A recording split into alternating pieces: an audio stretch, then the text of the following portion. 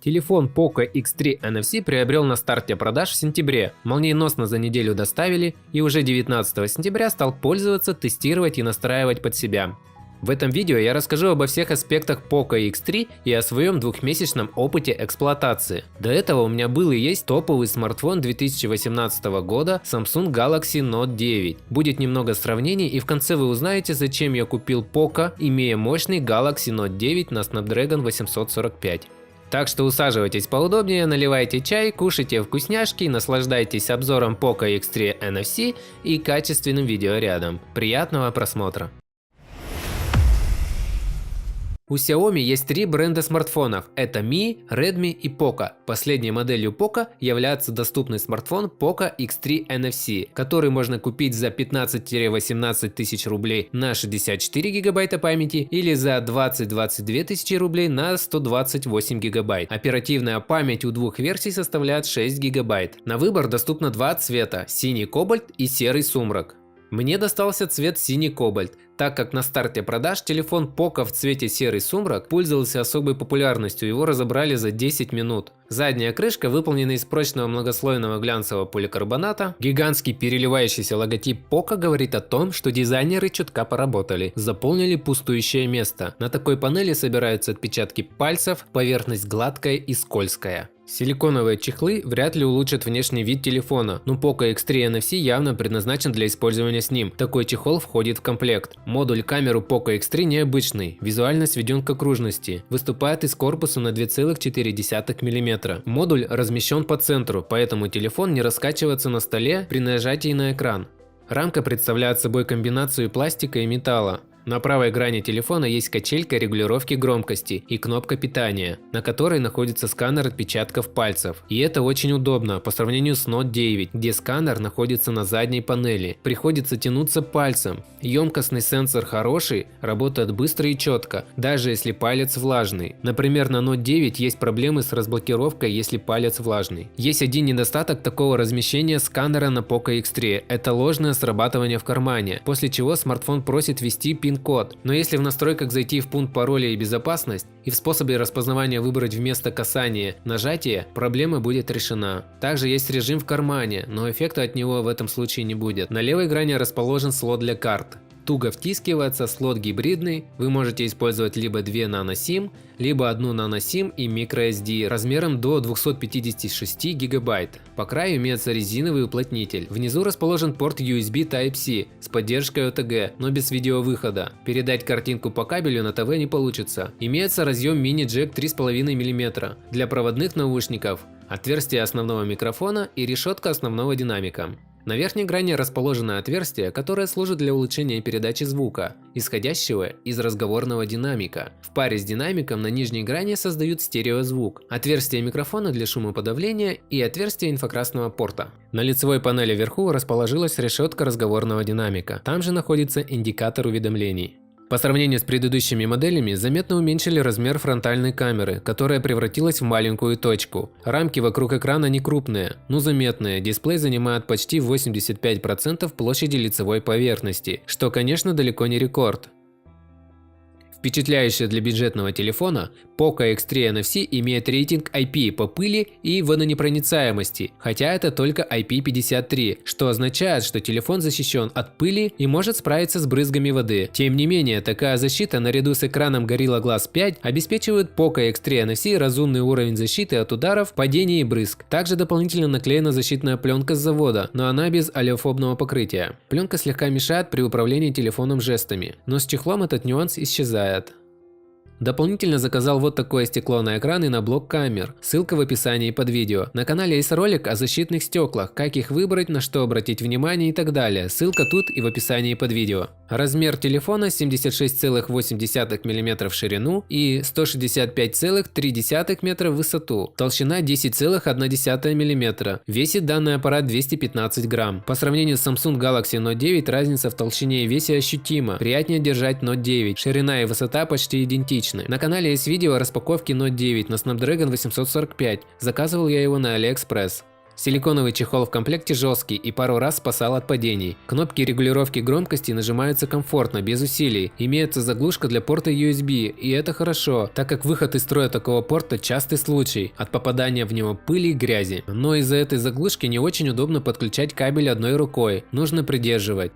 Майкла Фарадея порадовать нечем, беспроводная зарядка здесь отсутствует. На Note 9 силиконовый чехол у меня пожелтел и потерял презентабельный внешний вид, так что я заранее заказал вот такие разные чехлы, думаю, они хорошо исправят дизайн Poco X3 NFC и обеспечат лучшую защиту. Ссылка в описании под видео. Poco X3 NFC имеет чуть ли не самый продвинутый дисплей по такой цене. ЖК с IPS матрицей, диагональю 6,670 дюйма и разрешением Full HD+, 2400 на 1080 пикселей. Формат 20:9. Хоть это и впечатляет, но не это делает экран Poco X3 особенным. Все дело в частоте обновления, она здесь 120 Гц. Большинство бюджетных телефонов оснащены экраном частотой 60 Гц. Первым делом частоту в 120 Гц вы заметите в меню настроек. Плавная анимация заметна невооруженным глазом. Частота опроса экрана в 120 Гц – это большой плюс Poco X3, который выделяет смартфон на общем фоне. Такая частота работает не во всех приложениях, она автоматически регулируется под контент для снижения потребления заряда аккумулятора. Наглядно это показывает Power Monitor, включается в меню для разработчиков.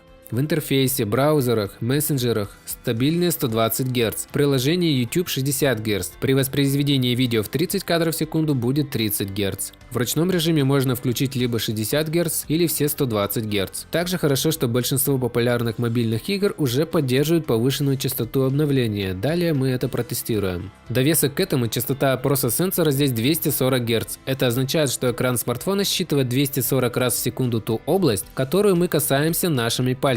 Все это отлично сказывается во время игр. Далее мы это протестируем. Плотность пикселей дисплея невысокая, всего 395 на дюйм, но этого достаточно, чтобы картинка воспринималась нормально. Яркости экрана Poco X3 в солнечную погоду хватает, хоть и IPS считается тусклее, чем Super AMOLED. Читать книгу в полной темноте комфортно. В настройках для этого есть режим чтения классический или бумага с теплым цветом для уменьшения нагрузки для глаз. Также в настройках экрана можно в ручном режиме отрегулировать яркость. Если уменьшить яркость до минимума, активируется ночной режим, который также можно отрегулировать. Доступна и регулировка цветопередачи, автоматическая подстройка в зависимости от освещения, насыщенный режим и стандартный режим, и возможность вручную отрегулировать цветовой тон как вам угодно. По моему мнению, цветопередача и так настроена хорошо и что-то менять не хочется. Здесь же настраивается размер шрифта, включение темного режима. Даже имеется специальный параметр для работы с VR. Из особенностей дисплея стоит также упомянуть о поддержке HDR10 и Widevine L1. Видео в YouTube в 4К с HDR работает, Netflix только Full HD без HDR. Xiaomi Poco X3 NFC есть мини-джек, и я им пользуюсь. Подключаю иногда наушники и вывожу через кабель AUX звук в автомагнитоле или подключаю к колонке. Улучшалок обработки звука здесь нет, но звук передается хороший, без каких-то искажений. При подключении беспроводных наушников поддерживается множество кодеков. У смартфона стереофонические динамики, в паре с расположенным на нижней грани работает и фронтальный.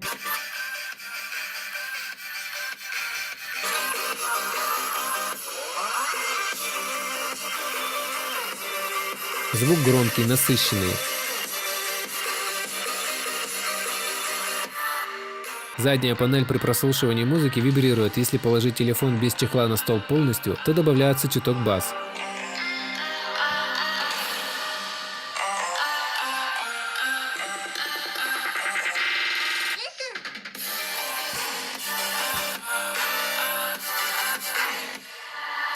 Кто-то пишет, что такая вибрация мешает, но по мне так это и задумывалось для улучшения звука. У меня на Note 9 тоже стереодинамики, тут над звуком поработала фирма AKG, и звук тут не такой громкий, но чище. В Poco X3 есть возможность очистить звуковой вибрацией запылившиеся отверстия динамиков, включив в настройках соответствующий пункт. Проблем с микрофоном не наблюдал, собеседники меня слышат хорошо, шумоподавление хорошее, два микрофона отлично убирают монотонные шумы, шум воды из крана, завывание ветра и так далее.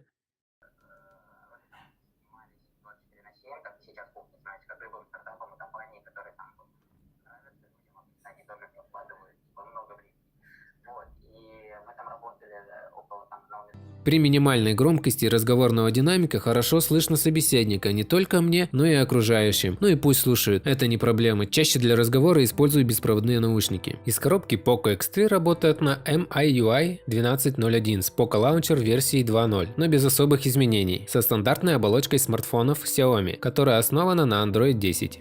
Помимо собственных приложений от Xiaomi, в системе также предустановлены сторонние приложения, такие как Facebook, TikTok, AliExpress, eBay и пара игр. К счастью, все они удаляются штатными средствами. Для использования всех возможностей смартфона придется зарегистрировать Mi аккаунт. В некоторых системных приложениях присутствует реклама. Это плата за возможность купить дешевый телефон с такими характеристиками, но рекламу можно отключить. После обновления оболочки до версии 12.04 фризов, сбоев, лагов в анимации не замечал. Все работает штатно и без сбоев. Xiaomi Poco X3 NFC – это первый смартфон с новой платформой Qualcomm Snapdragon 732G. Например, Redmi Note 9S или 9 Pro, представленные в марте 2020 года, вышли на платформе Snapdragon 720G. Установленный Snapdragon 732G – это 8-ядерный процессор. Основную нагрузку берет на себя новое ядро Kryo 470 Prime с частотой 2,3 ГГц и Kryo 470 Performance с частотой 2,2 ГГц, плюс 6 энергоэффективных ядер Kryo 470 Efficiency с частотой 1,8 ГГц. Процессор выполнен по 8-нанометровому техпроцессу Samsung.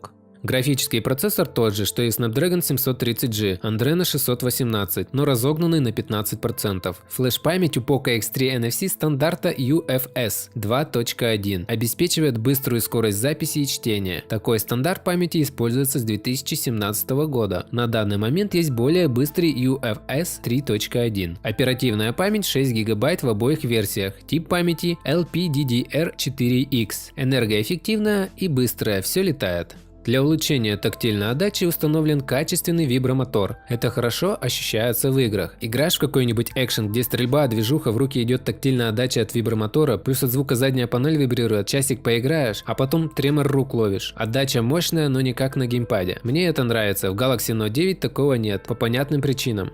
Заявленных 300 тысяч баллов в Antutu у меня не набирает, всего 279 880. Если положиться на рейтинг Antutu, Poco X3 занимает 67 место по производительности. Я много играл в игры, полностью садил 100% заряженную батарею до 20% в игре Legends. Чувствовался небольшой нагрев под камерой, но просадки производительности не замечал, то есть смартфон не подвержен тротлингу. Тестировал через приложение. За 30 минут теста частота упала до 90% от максимума при средней производительности 155 GIPS. Система охлаждения с тепловой трубкой весьма эффективная, что заметно даже тактильно. Тротлинг в пределах нормы 10%. Это незначительное падение мощности. Игра Legends – ограничение до 60 FPS.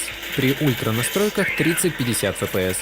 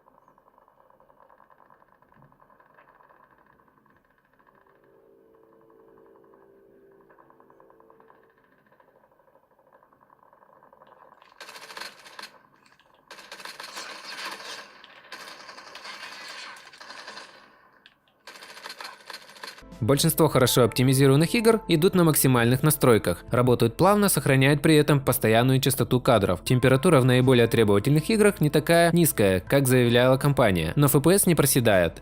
Серьезным отрывом тут не пахнет. В некоторых играх максимальную графику не выставить, без критического проседания FPS и появления фризов. Xiaomi Poco X3 NFC работает с сетями 4G, за это отвечает входящий в состав Snapdragon 732G модем Snapdragon X15. Все необходимые для России диапазоны поддерживаются. Также поддерживается технология VoLTE для передачи голоса по сети LTE. Я пользуюсь двумя сим-картами оператора Tele2 и МТС. Так как взял версию Poco X3 на 64 ГБ, решил расширить память карты microSD на 128 ГБ от Samsung. Но слот для карт гибридный, можно использовать либо 2 нано-SIM, либо 1 нано-SIM и флеш-память. Пришлось сделать колхозный бутерброд. Связь стабильно работает дома, в ТЦ, в лифте проблем не наблюдал.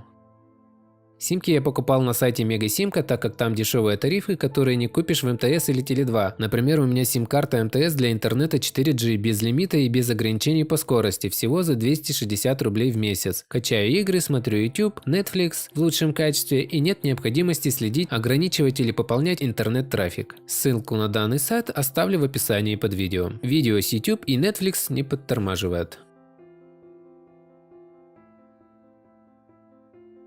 Модуль Wi-Fi прокачанный с технологией 2.2 мимо, то есть две антенны передают сигнал и две принимают. Это дает значительный прирост скорости передачи данных. Также можно раздавать Wi-Fi на частоте 5 ГГц.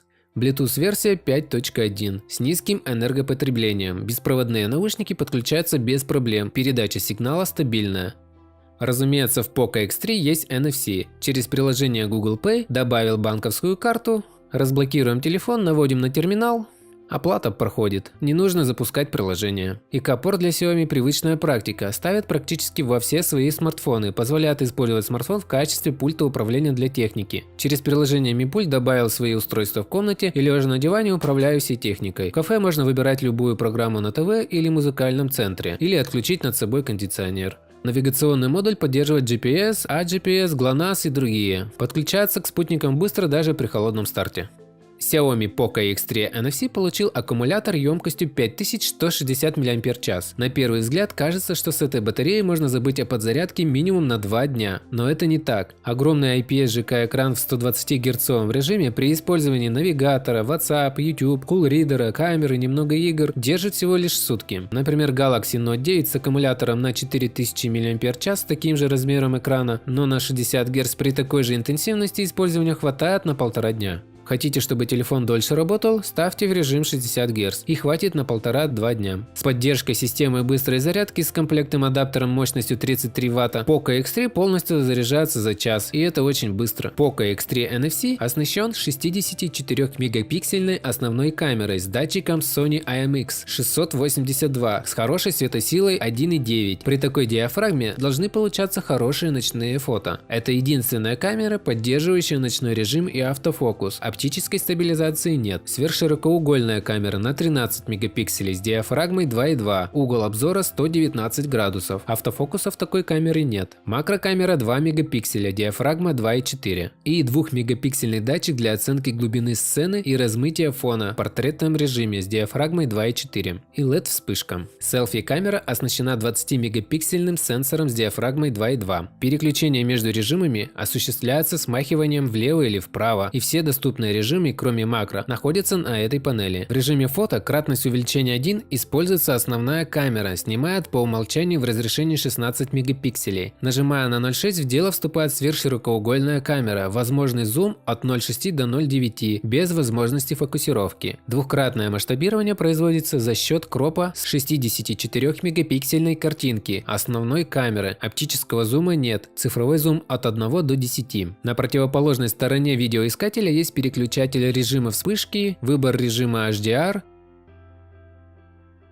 режим интеллектуальной камеры, волшебная палочка с эффектами боди-улучшениями и фильтрами. Google Lens для поиска товаров по фото. В меню есть еще несколько опций: настройка соотношения сторон, таймер, режим макро, tilt-shift, круговое или горизонтальное размытие, а также ярлык настройки камеры.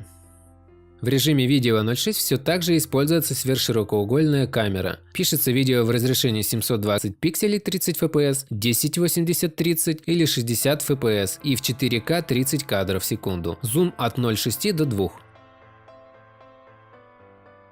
Основная камера также записывает в любом из ранее перечисленном разрешении. Кратность цифрового зума от 1 до 6. Нажав на этот значок, включаем Steadicam. Усиленная стабилизация. Будет задействована только сверхширокоугольная камера. Видео пишется в разрешении 1080 пикселей, 30 fps. Зумировать нельзя. Переключить при такой стабилизации на основную камеру или поменять разрешение и частоту кадров тоже нельзя. При включении кинематографический кадр появляется черное каше.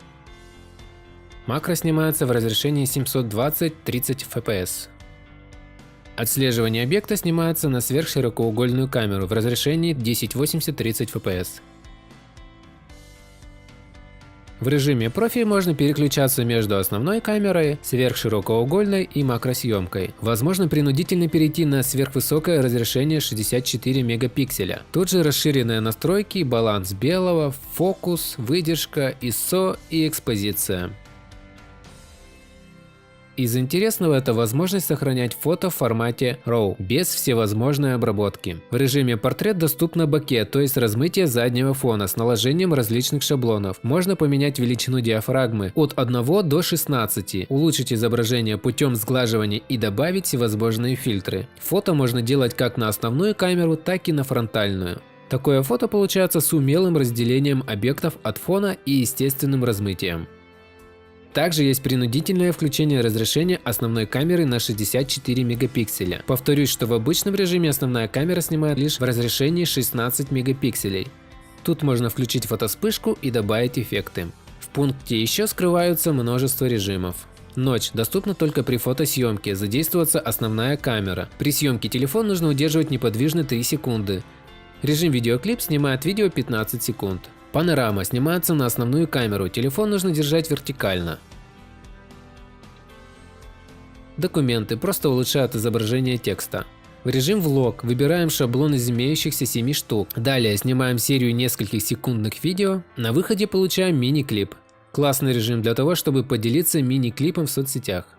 Замедление снимается на основную камеру при разрешении 720 пикселей. Можно выбрать частоту кадров 960, записываться 10 секунд видео, но режим замедления включается в последние 2 секунды. При разрешении 720 пикселей 240 fps и 1080 120 fps. Ограничения по записи нет, и после есть возможность выбрать участок видео для замедления. Таймлапс пишется как на сверхширик, так и на основную камеру. Режим длинная выдержка. Имеется 7 сценариев использования. Я пробовал неоновый шлейф. Получилось отлично. Клонирование необычный режим. Работает как для фото, так и для видео. С помощью кнопки «Изменить» можно настроить панель быстрого доступа. Днем или в помещении с достаточным искусственным освещением стандартные 16-мегапиксельные фотографии с основной камеры выглядят отлично. Для этого класса камеры. Изображение детализированное, высокая контрастность и похвальный динамический диапазон. Цвета немного теплее, чем должны были быть. В некоторых местах есть мягкий шум, например, в областях однородного цвета, таких как стены или окна жилых домов. Фотографии с включенным HDR получились контрастнее, сохранились все важные детали в тенях и светлых областях изображения. В интеллектуальном режиме определяется сюжет сцены, и кадр подгоняется соответствующим образом. В некоторых местах добавляется насыщенность, контрастность, но все в меру. Сравнение фото с основной камеры, авторежим, интеллектуальный режим и HDR. Фото в режиме 64 мегапикселя получается разрешением 9248 на 6944 пикселя, весит 41 мегабайт. Сверхширокоугольный модуль также отлично справляется с цветопередачей, я бы сказал даже лучше, чем основная камера. Плюс ко всему в кадр попадает больше объектов. Радует и цветопередача, и динамический диапазон. Больше подходит для съемки пейзажных сюжетов, так как автофокус отсутствует. Сравнение фото сверхширика, авторежим, интеллектуальный режим и HDR. Фото в формате RAW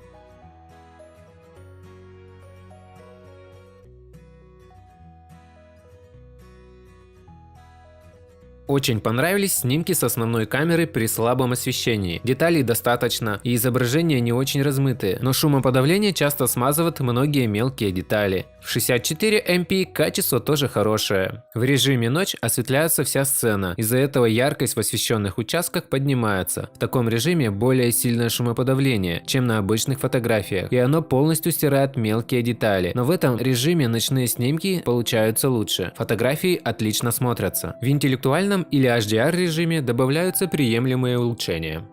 Ночью сверхширокие фотографии с разрешением 13 мегапикселей плохо детализированы. К сожалению, эта камера не поддерживает ночной режим. Не помогает даже интеллектуальный режим камеры.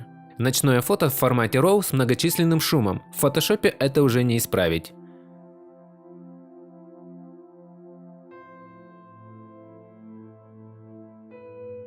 Ночная панорама получается нечеткая, смазанная и с многочисленными шумами. Переходим к видеосъемке. Начнем с ночных съемок. При видеосъемке небыстрым шагом качество ужасное, на основной камере картинка чуть посветлее будет, со штатива съемка уже получше в отношении все той же основной камеры. В дневное время тоже со штатива съемка хорошая, но при ходьбе или беге контуры размываются и мылятся.